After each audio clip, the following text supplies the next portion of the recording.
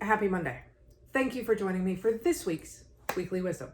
Now, this week and next week, we are going to dive in and continue our series about the Great Resignation. So, over the next 2 weeks, we're going to be looking at what can employers do to keep not only their current employees, but make their organization the organization of choice for future employees. So to do that, we really need to break down a couple of things. So let's talk about Maslow's hierarchy of needs. Now, if you're familiar with this, it looks a little bit like this.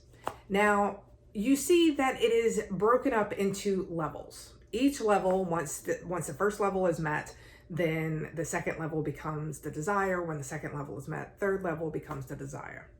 Now, the first level is going to be physiological needs. These are things that we need to just survive: air, food, water.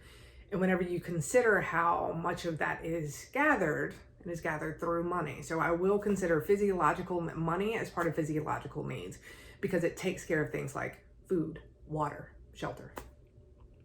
The second piece of that is going to be safety. Are your employees safe? Do they feel safe? And not only are they safe from getting sick, but also are they safe from harassment, discrimination? All of these different pieces are a large component of safety. It is not just physical safety, it is mental safety as well. And then love and belonging. Do your employees feel like they have a seat at the table? Do they feel like they are impacting decisions? This is where a lot of what we talk about with equity, diversity, inclusion, this is where a lot of that is going to be coming.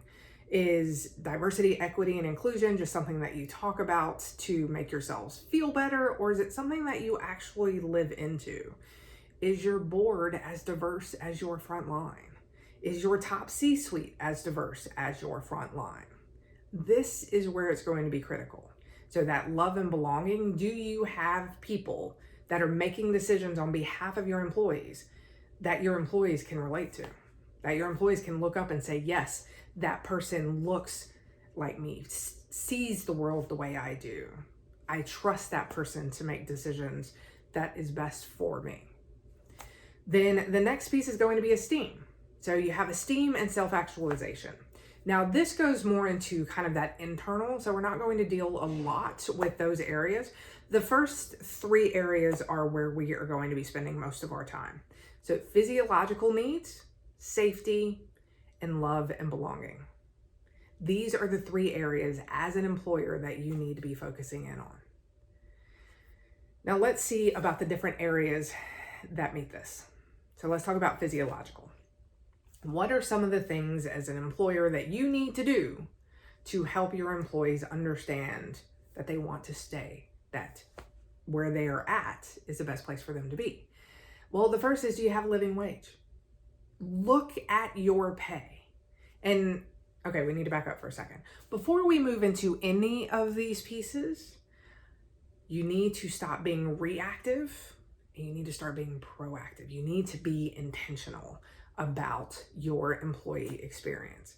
Right now, you have many employers who are like, oh my God, I just need warm bodies, hire people. Those are going to be the turn and burn. They're going to be bringing in a ton of employees. And those employees aren't really going to know why they're there, how they fit in. And so they're going to burn and go to the next employer. That's where you get the churn and burn.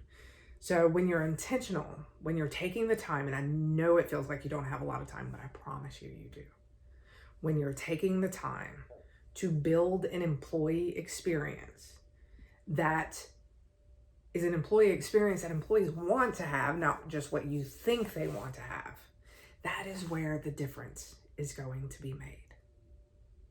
Spend time and be intentional. Okay, so this was a lot in this video. We are going to continue, but we're going to split this video up over two because we are just starting to get into what employers specifically can do to keep their employees. So we're going to go ahead and break here, and I will see you next week. And don't forget, you got this. And then we'll pick up the video in the exact same spot next week. See you next week.